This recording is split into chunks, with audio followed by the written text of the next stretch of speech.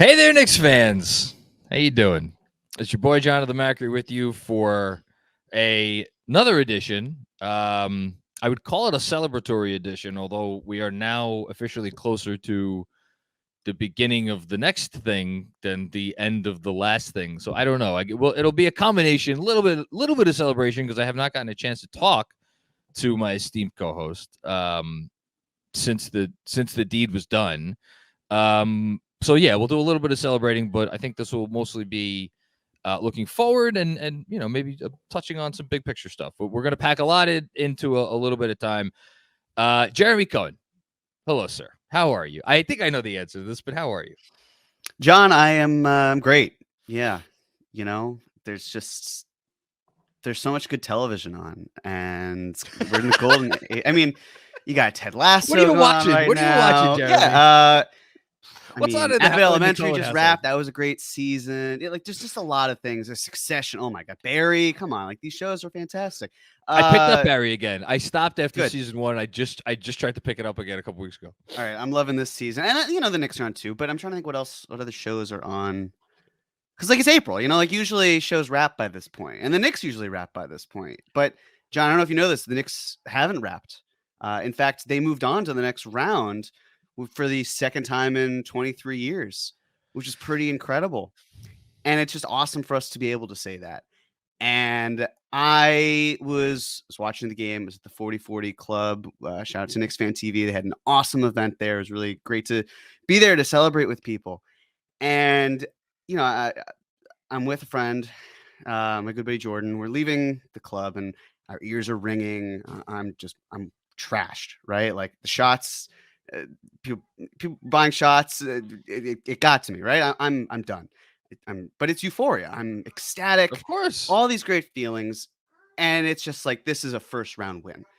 And I don't say that to take away from it. It's more to show of how far away this team has been over almost a quarter of a century, to the point where we're taking so much pride in wrapping up this series. And this is an important series. This is one of many.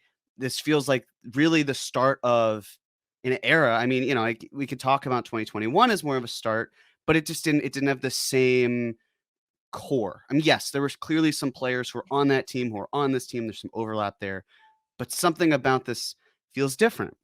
And I was letting it all sink in, the excitement.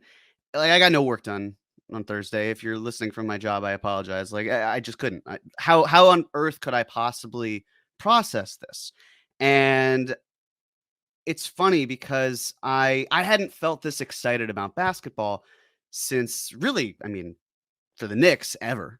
But for basketball in general, the last time I was really excited was back earlier this month when the Huskies won the NCAA championship. So someone made this comp to me in my DMs. The Knicks at the Huskies. Yeah. Well, so here's the thing, right? The reason I'm a Huskies fan is because my dad, when he was maybe 9 or 10, moved from Champaign-Urbana, Illinois, with his family to Storrs, Connecticut. Storrs, for those who don't know, is the home of UConn, and so we're Huskies fans. My dad doesn't really follow sports, which is totally fine.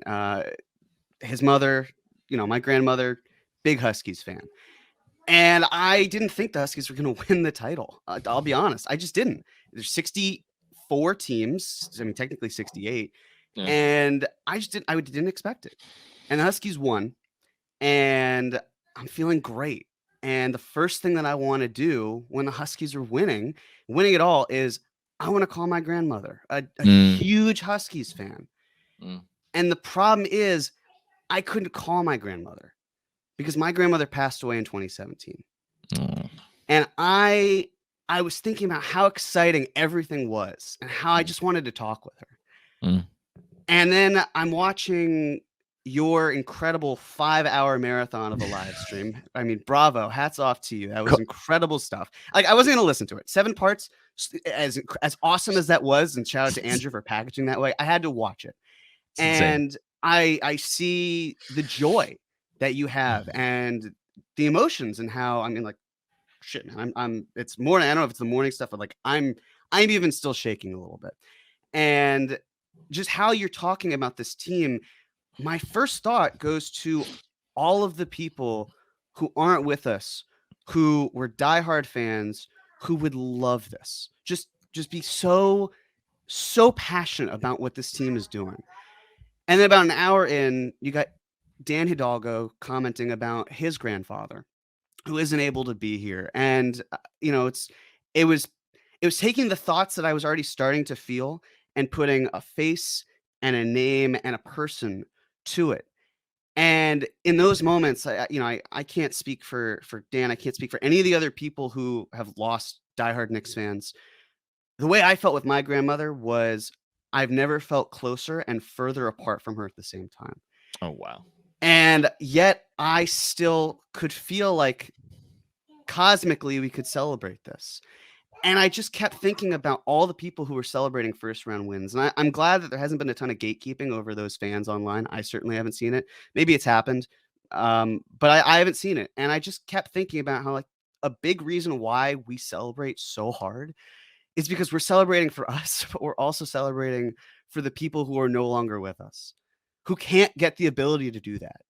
So as exciting as this series has been, and then the fact that there are 3 more, hell, let's just focus on the one in front of us.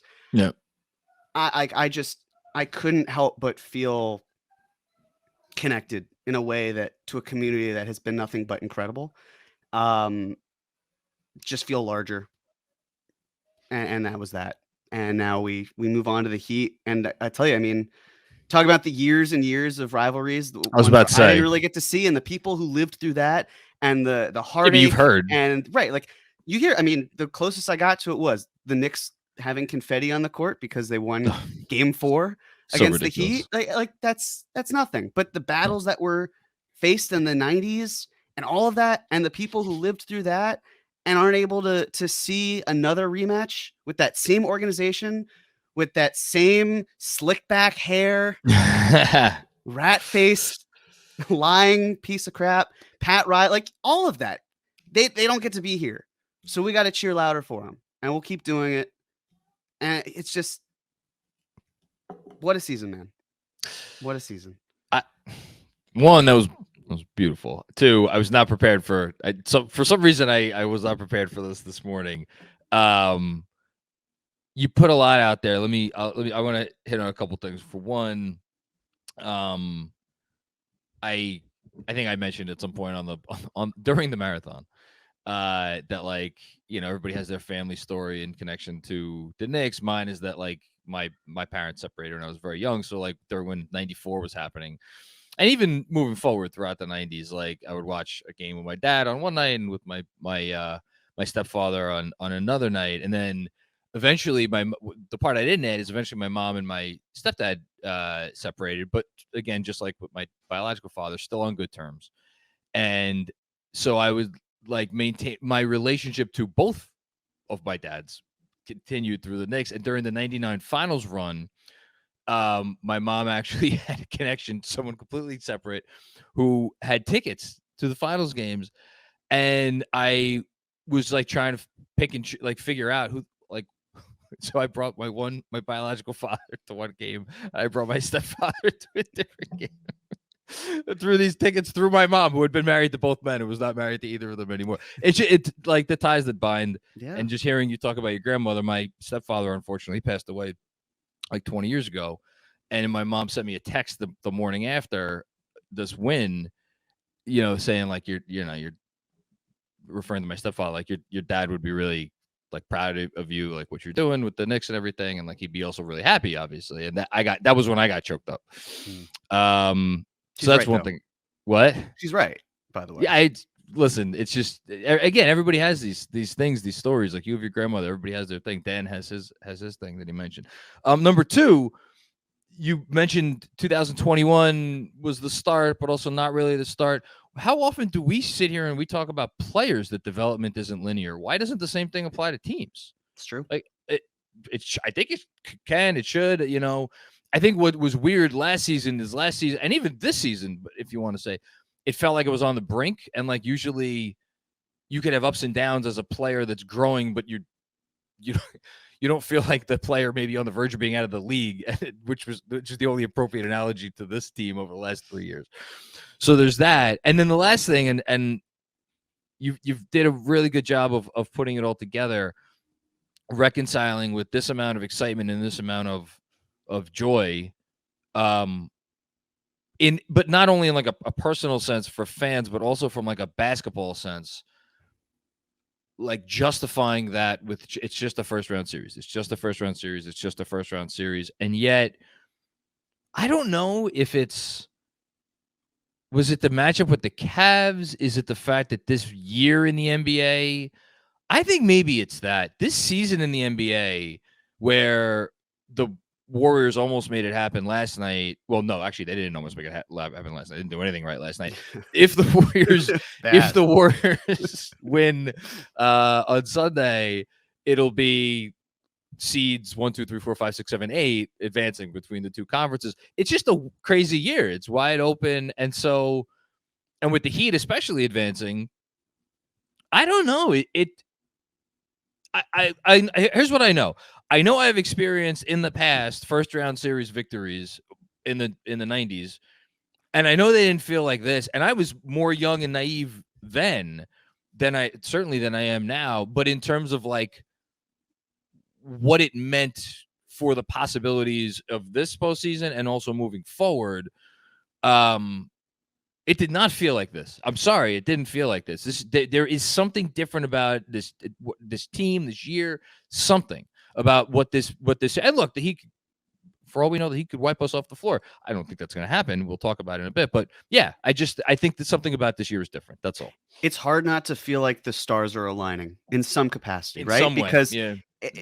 It's just, yes, this isn't an elite team, right? In terms of who are the elite teams, right, though? But that's the thing. But that's where the challenge is, right? Like when I look at the teams, it's like, why not this team? Why can't it be the Knicks? They play harder than a lot of these other teams. It's really the sum of their parts is greater than the whole. And I think if the Bucks had somehow found a way to win this series, a lot of Knicks fans, myself included, would have been, this was a great first round. It's a daunting task ahead. And he's like, well, actually, they're out. The one team that has given the Knicks a ton of difficulty this past season, in the regular season, they're out. Okay. The Celtics, well, the Knicks have played them close all throughout Tom Thibodeau's career in New York. The Sixers, yeah, it's been difficult, but we're also talking about, are they even going to make it to the Eastern Conference Finals? Because Joel Embiid has never been past the second round, and their net rating with arguably their 5 best players has been really poor in this postseason, especially against the Nets when they swept them. Okay, then you move to Miami, and it's just Jimmy Butler is doing insane things, but they've been battling injuries, and we know how the Knicks have matched up against them in the regular season. And you talk about those 3 teams, and then you also in the back of your mind have the West, and what's right now 5 teams that are still fighting for it, and you just go down the list and you think, well, hell, if the Knicks have made it this far to the point where we're considering battling in the West, why can't they just eke out 4 more wins? At that point, it's like right, but it's the hope that kills you. That's the problem. But at the same time, it's just hard not to feel that way. And a lot of times what happens is teams have great seasons and fans say, we'll be back next year. It's only going up from here. And a lot of times that's the case. And there are also times where that team doesn't get back to that point. Talk to the Grizzlies. Right. I am not saying that is our New York Knicks. I'm just saying that you have to look at each year and you can't take it for granted because so much can happen to the point where it's just like, maybe this is the final. Maybe this is where they peak. Again, not saying that the second round exit is where the Knicks would peak. No stretch at all. It's really more just live in the moment, enjoy now, because you just don't know what the future holds. So let's keep rooting. We're going to keep rooting for this team anyway, regardless, but just keep thinking about, no, if there's a season to do it, get it done now, because while reinforcements can come down the line, let's win it all with this team, because you just never know. What's up, Knicks fans? GMAC here, interrupting this episode with a very important programming note. As you know, the New York Knicks take on the Miami Heat in the second round of the NBA playoffs. Game 1 is hosted by the Knicks at Madison Square Garden. I can't believe it either. Well, if you can't afford to go to the game or just don't want to go to the game, but you still want to watch the game with a bunch of raucous Knicks fans like yourself, You know where you got to go? It's the second ever KFS playoff watch party, baby. We're going to Penn 6, 132 West 31st Street in Midtown. It's walking distance from Madison Square Garden. The frequently asked questions we get, it's free of charge. Bring your kids, bring your friends. You could bring as many friends as you want to. Let's pack that place out with Knicks fans. There's even drink specials on the menu this time. $5 on select drafts, $6 on house wine, $8 on house drinks. You want to be there and watch it with the KFS crew. Game 1, Knicks against the Heat. It's going down. Again, that's 132 West 31st Street. Be there at 12:30 when the New York Knicks take on the Miami Heat. I think I definitely referenced something to this effect on the post game, but like I want to bring it back up because like we glorify the Ewing teams, and the Ewing teams 4, 5, 6, 7, 8, 9 times didn't make it past the second round. They made it twice. They got eliminated in the first round. 7 other times they got eliminated in the second round. And we think of those teams. I think of those teams because I was there for them. I think of those teams as like, man, they were right there every year, right? And yet 9 times they weren't among the best 4, and you could argue were they 5th, were they 6th, were they 7th, were they whatever. So like it is an accomplishment to make it this far, for one. And 2, regarding the point that you just said, like the Milwaukee Bucks have what everybody agrees is the best player in this. Well, maybe that opinion is shifting a little bit this week, but he went into last week as the consensus like best player in the sport. He's home, you know? And so like if you have Giannis Antetokounmpo on your team and you can't necessarily definitely make the second round with a team around you that's pretty good, it's like I think you nailed it in every way. It doesn't mean like if they don't continue moving on this year, like all hope is lost. Like, God knows we're going to have an entire summer to talk about how they can parlay this into other things moving forward. I do want to just very briefly touch on before we'll talk a little bit about the Heat, and we'll give out game balls because there's not going to be any detentions this week. No.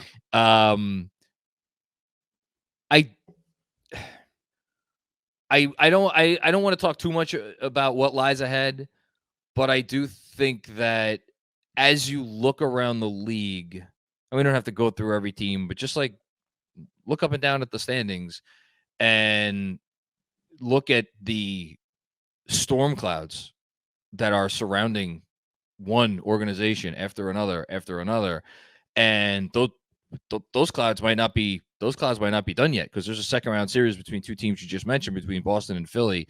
And whichever one of those teams doesn't get out of that round, oh boy, you better believe there's going to be storm clouds surrounding whichever team that is. Same situation out west. One Denver or Phoenix. One of them's not getting to the conference finals. You think that situation, they're going to take it easy. So like all of this around the league, which is why like, look, nothing is ever guaranteed. It's possible the Knicks go out against Miami and look like dog crap and like they don't know what they're doing and get embarrassed by Spo and Butler and the Heat. Yeah, I mean, anything's possible. But if they just keep playing like they're playing, clearly they play hard. It seems like they have a pretty good game plan. It seems like they stick to the game plan. It seems like now, boy, oh boy, did Tom Thibodeau turn into, I don't know what he turned into. I guess maybe he's always had some of this, but like to a lot of people, it's a shock, maybe a little bit less of a shock to me. Adjusting in the moment, between games, within games, this, that, and the other thing. If they just keep doing all that, like the positivity surrounding this organization that we feel right now, I have a hard time seeing that go away, before the summer. And again, that's where we'll end the conversation for that. We're not going to talk about any specifics moving forward. We don't want to upset Robert Cross, but like, am I wrong about that? I think that's pretty solidified now, right? No, not wrong at all. And I'd love to know that anonymous poll of players who didn't want to play with Tom Thibodeau, the one that recently came out, the 55 of them, where the majority said they didn't want to coach for, play for him. I just want to know who they are so I can know to never have them on the Knicks. Because you're just telling me you don't want a coach who's good at his job, who knows how to adjust when it matters. Granted, this is like he's been adjusting all year. Whether by his own volition or sure, but there have been adjustments made, right? Whether the front office has come out and said we need you to do this, or him saying here's what we have to do to be a better team. And I give him credit, tons of credit for that. I mean, he was probably a game away from getting fired. And then he wound up beating the team that would have ended his coaching job. Like that sort of thing. So Yeah. That's a but- great point. Wow. Yeah. I didn't think of that. Yeah, full circle. Until just that's a great call. The team that might have got him out of a if they job. just had that one win, everything could have been different. Oh but- man. Yeah. But I think that's the main thing. You were spot on in terms of the storm clouds, where you look around the league and there're just so many things. Yeah, but this could be a problem, right? Even if the Celtics make it to the Eastern Conference Finals, is that going to quiet concerns that Jaylen Brown could potentially leave? And if Jaylen Brown leaves and doesn't sign if he doesn't sign the All NBA contract that I'm sure he would receive, that max deal, then he's not signing it in the summer. And if you're Boston, you're like, well, I guess this is it. Like that's still something they have to think about as an organization that is so well put together and so good and has home court advantage. Are they? Hold on. No, are they so well put together as an organization? Are we sure they are? They are, but I will say this: after the first game of their series against the Hawks, felt like and this is partially the way I feel about Boston is how you feel about Miami. Well, no, I felt like I can't believe I'm saying this. I was rooting hard for Atlanta in Game 6. I wanted max chaos. The enemy of my enemy is my friend, and I was rooting for Trae Young, and I was like, Trae, it is cold in here. Yeah, I agree. Let's send it back to Boston for Game 7. Didn't happen, but that sort of philosophy, it's like I always assume that a Boston team will win it until someone says, nope, you're done, and they're out for all four of their major sports. And yet, like, the way I see it is Game 5 showed there's a crack in the armor here. This is a team that they concern the hell out of me, because why shouldn't they? But they're not as mentally strong as I would have thought for a team that's really talented on paper and on the court. There's something that's just amiss there. And you see that and feel like it's hard not to feel like, yes, focus on the series against Miami. But if there gets to a point where you face them and you match up well with them in the regular season, and we just talked about the regular season, how a lot of that goes out the window. Well, it doesn't, because the Knicks beat the Cavs 3-1 in the regular season and then beat them 4 games out of 5 in the postseason. So like it's clearly important, right? I mean, the series are very different, but it matters. There's context there. So all of that being said, to take it back, the good vibes with the Knicks are, we have nothing to lose except this season.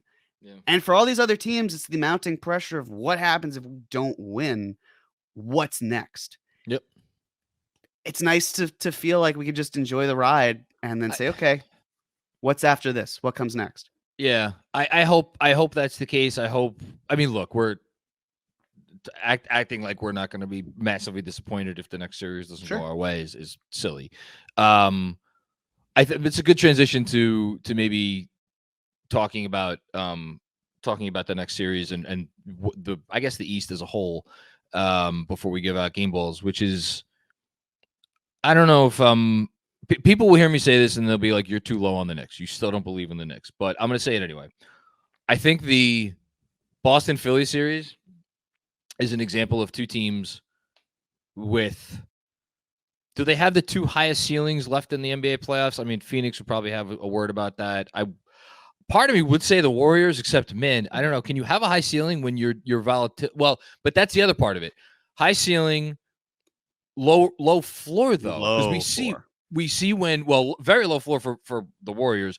But I would say, to your point about the shakiness we've seen in Boston at times this year, there's a low floor there, and then there is in Philly too with Harden. He still doesn't look like Harden quite the same Harden to me. And just knee. Embiid's knee, I think there's a low floor there. And then you factor in, okay, like I wish there was a way to like measure volatility, like measure like not the likelihood that you're gonna either hit your ceiling or fall to your floor, but like whatever of the volatility rating would be for those teams from 1 to 10, like it's not 1. I'm talking about Boston and Philly. Like it is a higher number. And I think the proof is in the pudding. If you look at Boston this year, if you look at Philly this year, and then you go over to the Knicks and the Heat, I feel like I don't think either of their ceilings is as high as the ceiling for Boston and Philly. That's the part people may get mad at me for. But that's just the way I feel. Call me an unbeliever. I've been called worse. But I do think that I don't know if it's that there's a higher floor or that there's less of a risk of volatility in that. And this is a weird thing to say about Miami because of the year that they've had, and forget about the year that they've had. Look at the freaking 2 playing games that they had. Or even if you want to go with the one game that they got their ass absolutely handed to them by the Bucks that didn't have Giannis Antetokounmpo, but that was a lot of hot Bucks shooting. Anyway, but I think Miami and New York, and in this way, I do think that they are similar to each other, is at this point, after everything they've accomplished this year, I think there's a baseline of at the very least competence. And like, I think that's not a strong enough word. I don't really know what the word is, but a baseline of something. It's just like, you know what you're going to get.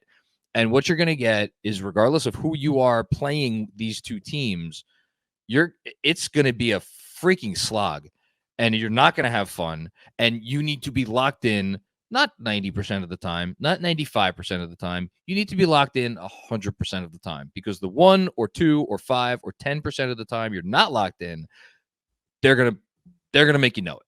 And I think that's what makes the series so great, and also why I'm like very comfortable with whatever the outcome is sitting here right now, not knowing what's going to transpire.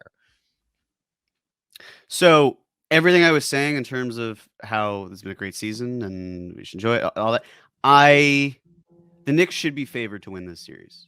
And I will still I will still be disappointed if they don't win this series, based on the fact that I am looking at a depleted Heat team that had Jimmy Butler scoring 38 points per game on 67% true shooting, right? He had to be white hot to steal from the Heat's catchphrase. Like, he had to be that good with Oladipo going down and Tyler Hero going down, like all these different things. That they had how many shooters? What, 8 guys who shot over 40% from 3, something like that? They shot 45% from 3 as a team.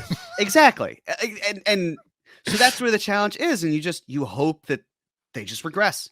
And you look at the Knicks and how poorly they shot the ball in this past series and still won. And you just think, okay, well, hopefully there's another gear that the Knicks have here where they're just missing shots that they can make. Yeah. And that the Heat had the series of a lifetime and that they come down to earth. And you hope that where they meet in the middle is that the Knicks certainly trump that. So it's weird because anytime I feel super confident, I run in the opposite direction. Like, a reason I took Cavs in 7 was because I thought these teams were evenly matched, but also in my heart of hearts, I thought, I do think the Knicks can win this series for sure. But I had to couch my opinion because I feel good about this and I'm used to not feeling good about a team, to the point where I kind of have to give the other team an advantage, which logically makes 0 sense. Don't get me wrong. You don't have to talk about logic to me. Right. But that's the thing. It's like, how can we deserve to be here. And this series showed me, there was a part of me that was like, if I pick the Heat after I pick the Cavs, does that help with the energy or with, superstition or whatever? And bottom line is, Knicks are going to win games whether I say something or not. They're going to lose games whether I say something or not. So it really doesn't matter what. No, it's our karma. Our karma dictates the outcome, Jeremy. When I was at the game, I wore the same thing both times. I wore a Strickland RJ Barrett sweatshirt and an Emmanuel Quickley jersey over it. Same pair of jeans, same pair of Nike 1977 Blazers. Dude. And they won both games. You want to know? That was my thinking. And I'll probably do it again for game 2, but we'll see. In my apartment, as game 5 was going on, like, I was seeing things in the apartment that were like askew, and oh God, I don't know if I should say this out loud. People are going to be like, wow, Macri's really psychotic. We're like, we already think that.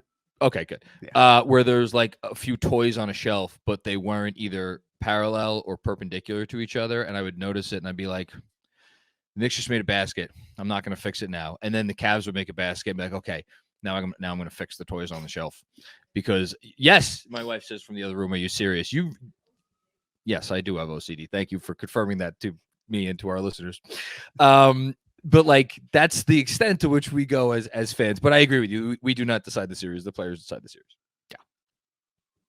Anyway, speaking of which, okay, do you want to do just a little bit of Heat talk before we give out game balls? So I just want to. I mean, there's a couple of things because we've have such an amazing team of people who have already put out threads and DJ Zulo and Benji. I saw Tom Piccolo put out a great thing this morning about how the Knicks could counter how the Heat are potentially going to use Kevin Love on defense.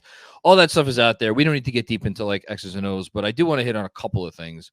For one, Julius Randle, I'm not counting on him playing in game 1. Are you? Yeah, I am. You are? Yeah. The reason I'm not counting on it is because of Begley's report yesterday, where Begley, I don't want to misquote him, something along the lines of like I think Begley said he'd be surprised if Randle played, or something to that effect, right? Yeah. I don't know. To me, Begley always knows more than he says. So like, you're counting on him playing in game 1 though? Okay. The reason I am is because of the fact that I was counting on playing game 1 going into the Cavs series, and he did. And look, you don't need a ton of him. Obi Toppin has done a remarkable job of stepping in, especially in the fourth quarter. I just want to see, Julius Randle in the first quarter, have him sub out again. Do exactly what you did for the first couple games. Yep. You're getting his conditioning back. Sure. It worked. Just, you want him to at least draw the attention of Bam Adebayo, even if he's hobbled, right? Like, and again, like if you're Julius, there's a part of you that's fueled by the fact the reason that your ankle is in this position is because of this very team that you faced when you had your ankle get sprained. And boy, I'm sure you want revenge. You want to take out all of that frustration, the fact that you couldn't play 82 games in a season you desperately wanted to play a full 82 game slate for. Again, the fact that you were hobbled in a series against the Cavs, which the Knicks still walloped them.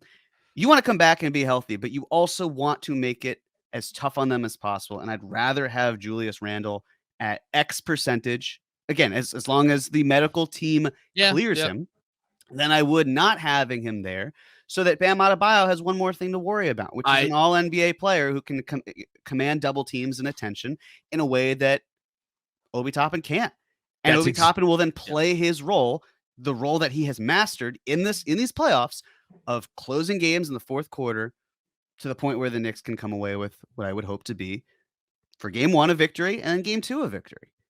You nailed it. It is purely for me, or a lot for me, about Bam. And the fact that if Julius is in there, I think the Heat are going to put Adebayo on him. And if Adebayo is on him, that means Adebayo is not on Mitchell Robinson. And if Adebayo is not on Mitchell Robinson, that allows Mitchell Robinson to do what he did in the last series, which was be, if not the best player in the series, maybe the second best player in the series, somewhere in that lofty territory. If Julius is out, I don't want to say it puts a lot of pressure on Obi, but like, you figure the Cavs are going to stick, whether it's Kevin Love, whether they go to whichever one of the Martin brothers they have on their team. Was it Caleb Martin, I think?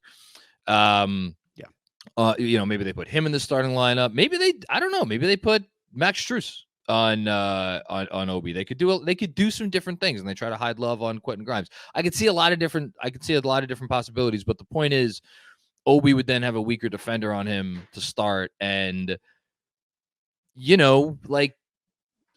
I don't know. We'll see how that would go. I went great in the third quarter against the Cavs in game 5. That's for sure. And that, man, did that show me a whole lot about Obi Toppin. So that's one thing that I just wanted to touch on.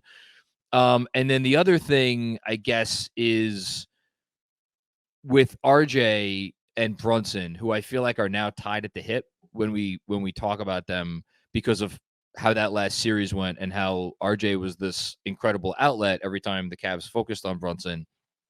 I'm wondering how the Cavs handle that dynamic, because RJ, that's yes. Cavs don't have to worry about anything. The Cavs don't have to worry about anything. Worry about their place in Cancun. Yeah.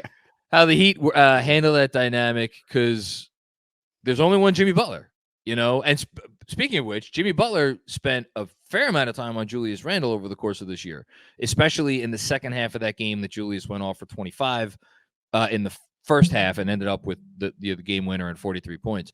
Like, Jimmy was part of why Julius slowed down a little bit in the second half of that game. But I digress. So anyway, there's only one Jimmy. So like, do they try to cut the head of the head of the snake off with Jalen Brunson? do they are like, we're not letting, Jimmy's go on Barrett. We're not going to let him score, and we will just use the rest of our team to frustrate Brunson. Like, I think there's a few different ways to go. I wanted to know if you had any thoughts or like things that you were maybe hoping to see, hoping you didn't see, like anything in that nature. I would imagine they'll start Butler on Brunson. That's just, I would assume as much. In terms of the cutting the head of the snake, I think it's an apt comparison. I like RJ going against Butler from a defensive standpoint, just in the sense of they operate similarly. Like they're not incredibly fluid athletes. They both know how to score. I am worried about the zone in terms of RJ. Like RJ's done a ton of great things, and he was fantastic with the Cavs. It's I have to point out, in the series, went 2 of 10 from the corner, scoring to clean the glass, 4 of 14 outside of the corner, which leads to 6 of 24 from 3. That's 25%. It's not good.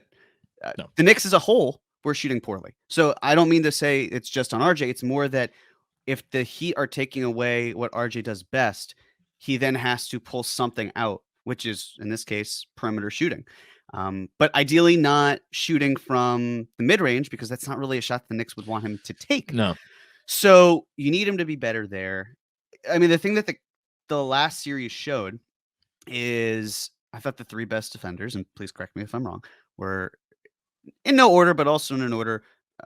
Mitchell Robinson, Josh Hart, Emmanuel Quickley. Although you could probably say Emmanuel Quickley, Josh Hart.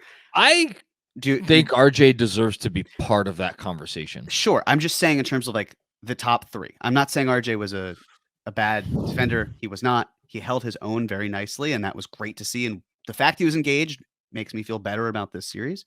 It's more it doesn't surprise me that those 3 guys stood out to me on the defensive end, because we're talking about 3 players who finished with the defensive EPM of the 92nd percentile or higher. That's incredible.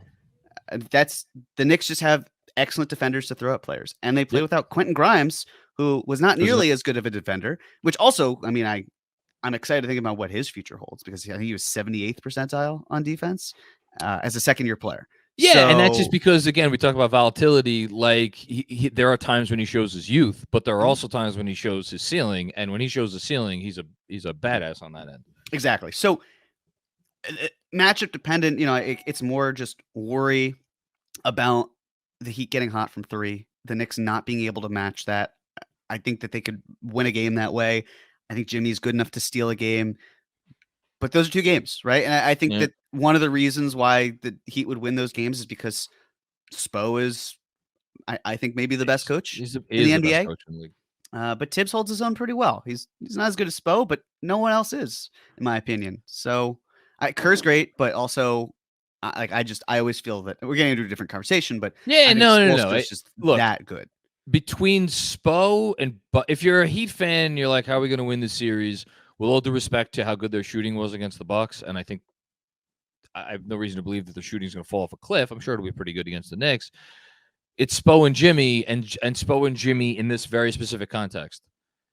The Heat, and I wrote this for a newsletter today. The Heat live in close games. That's where they exist. There's the clutch games, which are less than 5 minutes, score within 5 points. The Heat played the second most of those games in the league, 50-something. What really struck me, though, games where the score is a one-score game, or it's a one-possession game, so 3 points or less one way or the other, with under a minute or less to go, the Heat played in 40 of those games, where it literally came down to one-possession game in the last minute. And they were 10 games over 500 in those contests. I think they were 26 and 14. So they were 12 games over 500 in those contests, which is just like astounding. And it's where they want to be. And it's where having a great coach and a player like Jimmy Butler come in handy. And I just wonder, is this a series where every game comes down to the wire? And that's that. Okay. We got to give out game balls. So Jeremy Cohen, because you earned it, the floor is yours. Sure.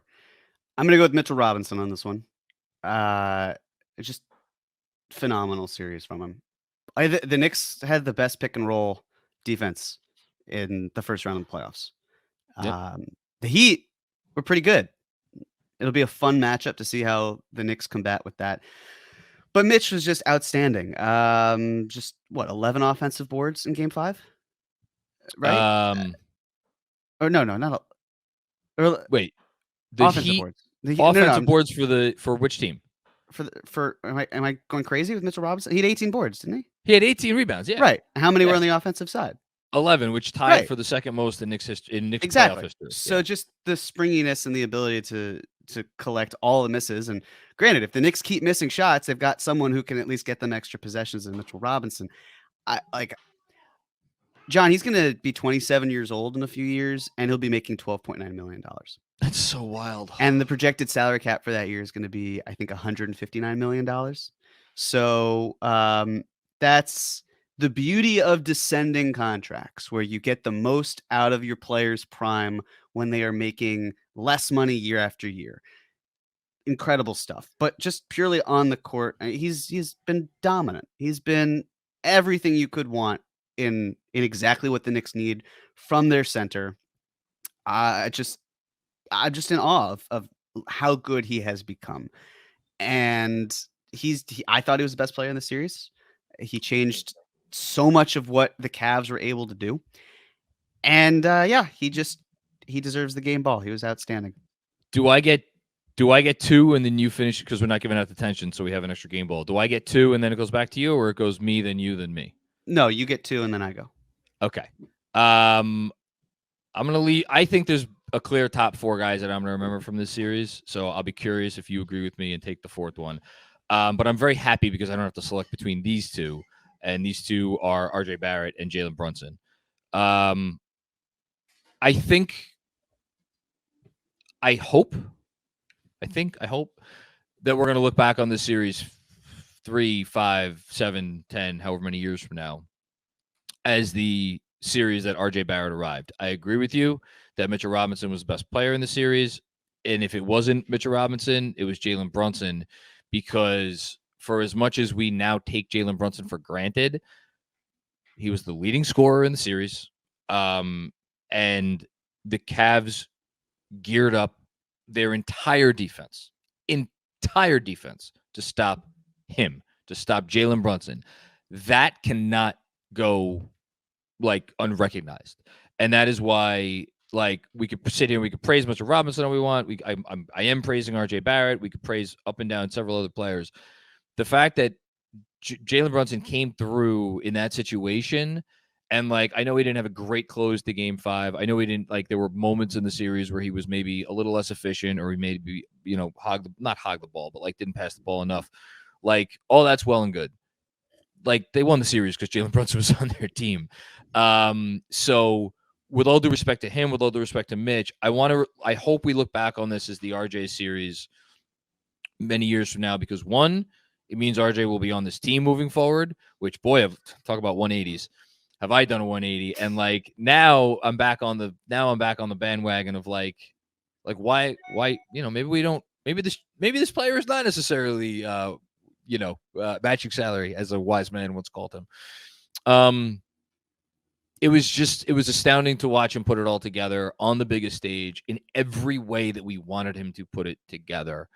And really, I think, turned the series, because once he got going in Game 3, that, to me, as much as anything, got the snowball rolling downhill. And you felt like, as a Knicks fan watching him, where you were like, holy crap, if this is the RJ that we're getting in the series, we're not going to lose. We're just going to keep winning. And they did. They kept winning. They didn't lose once RJ turned the corner after what was not a very poor first 2 games, very poor shooting first 2 games. So RJ Barrett, Jalen Brunson, my 2 game balls, which throws it back to you. I'm very curious to see which way you go here. Those are good choices. My game ball is going to the front office. Oh, wow. Okay. This game ball is also going to be a detention, because I can't not do this. I have not buried the Cavs yet, and I need to do this. I need to bury the Cavs. I'm happy to look forward. I'm gonna do that, but I have not gotten the chance to speak on the Cleveland Cavaliers and the patience that this Knicks front office did when they said, we're not giving up a third unprotected first for Donovan Mitchell. And the Cavs said, well, we will. And it was an amazing thing. The Cavs had the ability to do it, right? And the Knicks did too. But the reason the Cavs had the ability to do it, in my mind, came down to two reasons. Number one, if you feel that Donovan Mitchell can be the best player on a contender. And the answer to me is just, he's not. He could be the second best player, but he is not the best player in a contender. And the package you are giving up is equal to that of a player who is the best player on a contender. Donovan Mitchell, the last 2 seasons, has been the 10th best offensive player, right? Like, he's a top 10 offensive player. Yeah, sure. Whereabouts. He's going to be first team All NBA this year, I would imagine. Probably. Ask yourself if the same requirements that are kicking in of it's now positionless came into play this year, if he would be a first team All NBA player. He would not be. No. He wouldn't. They're better players ahead of him. Well, it'd be Jokic, Embiid, Tatum, Giannis, and probably SGA, I would think. Right, or Dame, I would probably throw in there. Dame could get up there like too. It wouldn't be Mitchell. Yeah. And he had a phenomenal regular season, but it's the patience that they exercised. And it's a Cavaliers team that also, okay, if Donovan Mitchell's not going to be your best player, it means someone else has to step up to be your best player.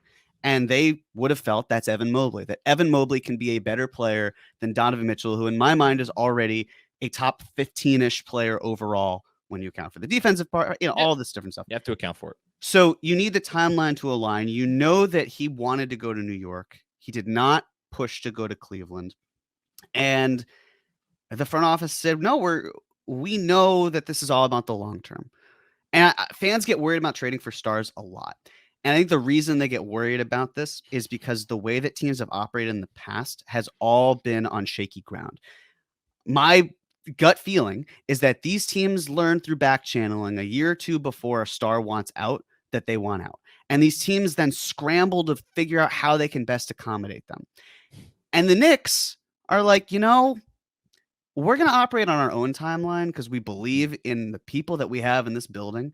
Yeah. And we're not going to push everything to the point where we get instant gratification and then we wind up cutting our nose to spite our face. So we're just going to keep operating. And when the right deal comes along, we're going to do that. And what Danny Ainge was asking for was not the right deal. It was never the right deal. It was far too much. It always was going to be the case. And this Knicks team showed that they can win even without Donovan Mitchell. Now, I have to read this Jason Lloyd article, at least the opening to it. Jason Lloyd of The Athletic wrote an article, and it's titled, "Let's Have the Uncomfortable Donovan Mitchell Conversation." I would imagine his editor wrote that. Even still, the opening is, "Spare me the junkyard dog chain, sell it, take the money and buy some shooters, or a big who can come off the bench, or anyone with heart and toughness. There are no junkyard dogs to see here." That's pretty scathing. And if you are the Cavs, what are your plans to add talent? Okay, you've got the mid-level exception this summer, but you're in Cleveland, so it's not easy to attract a lot of players. You have to re-sign Karis LeVert. He's got you over a barrel because if he leaves, you can't fill his role with anything. So he's going to get a Tim Hardaway Jr. type contract based on everything. Yeah. They lack the depth. They don't have a first-round pick because it's going to Indiana. They've got 2 years left of team control for Donovan Mitchell. If they don't get it done, then they have 1 year left. And then the story talks about how Dan Gilbert always felt that in 2009, in hindsight, he should have traded LeBron if LeBron couldn't commit. Because this is the issue with small market teams. And this is the issue with trading for a stars. We've always talked about the one thing that happens when you trade for a star is the clock starts. And the clock has started, and we are a third of the way done through Donovan Mitchell's contract, where they're in trouble. And their thoughts of, well, who can the Cavs trade in order to build around Donovan Mitchell, right? Is it going to be Garland because maybe they need a 3-and-D wing? Is it going to be Mobley? Well, it's not going to be Mobley because the ceiling's still too high. Is it going to be Allen? It's probably not Allen. What's the value there? The return on investment for those types of centers is just not there. It's not going to get you much, no. So the exit strategy that they have to build around with Donovan Mitchell is pretty low. And they had to calculate all of this, and yet they still made the trade, trading away player who became the most improved player this year, trading away 3 first-round picks that convey 25, 27, and 29. All of this. So In my mind, the exit Agbaji's strategy. might be pretty good, by the way. I'm sorry. Agbaji might be pretty Yes, good. He exactly. might have been it might have been a little bit too soon for him, but he's a guy that could be a 3-and-D type of wing that they might need. We'll see. And it's just, okay, so you take all this into consideration. They still do the trade. They know the clock will be ticking for them, but they just assumed we'll be good. We're a young team that's hungry. Donovan Mitchell doesn't want to be here, but we'll make him feel like he wants to be here. And their exit strategy with Donovan Mitchell could very easily be that they have to trade Donovan Mitchell. And here's the beauty of this, and I'm going to say this once, and I don't want to talk about it for a while. Yeah. If you are the New York Knicks and you know that Donovan Mitchell really wanted to come to New York, that's not going to waver. And so you have the opportunity to keep building over the next couple years. And then if Donovan Mitchell says, I want out, I really want to be with the Knicks, the cost of acquisition is far lower to get him. And then you're basically talking about another team that gave the Jazz all of these assets and now has to basically recoup someone for next to nothing. And Donovan Mitchell's contract, right? Under contract this season, the season's over. Under contract for the 2023-24 season, 2024-25 season, has a player option for the 2025-2026 season. So basically, you could look towards next year if they flame out and they need to flip him. Maybe you get something done there. Or they hang on to him because just maybe they can do something. And then the year after that, if it still doesn't go well, he does the Chris Paul Clippers to the Rockets move, which is he opts into his contract in 2025 and then gets traded to the Knicks, because the Knicks are not going to have cap space because they're going to have all these other players they need to keep. They need to keep Emmanuel Quickly, Josh Hart, Isaiah Hartenstein. Hopefully they keep Obi Toppin. All these different factors. This is basically a long-winded way of me saying I always felt that the Cavs were rich enough to make this deal, but they needed Evan Mobley to be the best guy. And you look at how his offensive game was, and there's still time for him to get stronger and get better. The timelines are not elapsing to the point where the Knicks said, we're comfortable waiting because we can still build a good team without getting Donovan Mitchell. And they did exactly that, and it paid off. And I'm really glad that they did that because patience is a virtue. And I just felt like this season I've seen crazy pills because have fans learned nothing from the Carmelo Anthony trade. Carmelo Anthony was a better player than Donovan Mitchell was at the point of acquisition, but you still gave up so much that it was not worth it, because the one thing with Melo was it was always wait. You don't have to force a trade. You can wait until you're a free agent. And in this case, Donovan Mitchell wouldn't be waiting until he's a free agent. There wouldn't be a lockout issue that could arise from this. It would basically be, I've got a year left on my contract. The cost of getting him is so much lower than what it could have been that we're actually very fine with it. Because again, he is a top 15 player in the NBA. You want someone like that on your team. Even if you eventually, and this sounds like crazy pants, but even if you eventually get him for a low cost and then flip him for an even better player, right? Because chaos is a ladder, and I'm not convinced that the Knicks will do whatever they can to get the best player available. I still think it's going to be Devin Booker. And again, conversation another day. Point I'm trying to get at here, kudos to them for exercising caution, letting the Cavs do all of this, be in a precarious position where there aren't a lot of ways for them to get out of this. And there are plenty of ways for the Knicks to have it because they don't have a storm cloud over them. It's just rays of sunshine all day, all night. And I'm going to use everything you just said to add one more point, which is because the Cavs jumped the gun because they either felt they needed to, or they felt there was an opportunity that they couldn't pass up, or whatever other reasons, or because they allowed Danny Ainge to, hold them over a barrel. Because of all of that, they did not have the assets at this trade deadline to get the player that would have made, in all likelihood, the difference for them in this series. And that player, because I'm pretty sure it was reported outright that they at least inquired about the availability of this player and were perhaps told, sorry, you got to give to get. And that player is Josh Hart. And the Cavs couldn't go get Josh Hart or someone like Josh Hart at the deadline because they didn't have the assets to do so. So that was the fourth player that in my mind was in the top four of the group. But in praising the front office, you are essentially giving your second game ball in a way to Josh Hart, because Josh Hart wouldn't be here without the front office. So great job by you. This was great. I'm excited. We're recording this at 11. It's 11:21 on Saturday morning. So we're about 25 and a half hours away from tip off. I'm excited. I'm excited. I'm excited. I want to get this series underway. I think it's gonna be a fun series. I think it's gonna be a long series. Yeah, let's freaking do it. What did the tip say?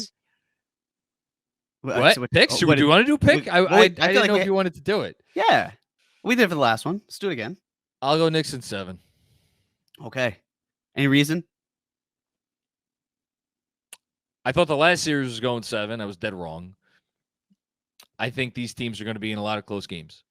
And I think the Heat are going to win some of those close games. And I am fairly certain every series that these two teams played against each other in the 90s, went the full distance 4 years in a row.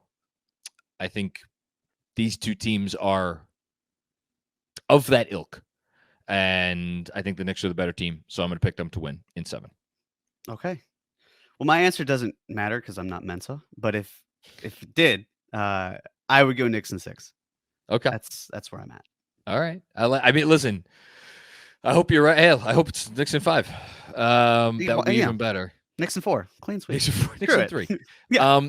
Look, go out. What did Tip say? When asked about Jimmy Butler, we know him. He knows us. We know what he's all about, or something like that. Yeah. Yeah. And I know he ended it with like, let's go. Let's do this. Let's do it. Jeremy Cohen, this was a lot of fun. I was really happy we got to do this because this was a perfect like bridge between round 1 and round 2. We will do it again soon, as we always do. Thank you as always for everything you do. And of course, everybody out there, thank you for everything you do, helping support us and helping make us the number 1 Knicks podcast in the business. And if you dig the pod, for one, you can subscribe to the YouTube channel if you're watching us on YouTube, if you haven't already done so. And 2, please do leave us a 5-star rating. Those things help us. I know I don't usually pander in that way, but like this has been a really cool run, and a lot of people have reached out and told me, and I know the same is true of Jeremy and everybody on our team, how much they are enjoying us being a companion for them through this run. If that's true and you haven't already done so, take the time, leave us a 5-star rating, and if you want to take an extra couple of seconds to write a review, that would mean even more. So on behalf of everybody here at Knicks Film School, giddy up for the Heat. We'll be back with more fun and games very soon. And wait. We got that's right. The most important thing. We have a watch party. Watch party. Yes. Sunday. Come watch game 1 with us. I'll be there. 10-6. John will be 12:30. Yep.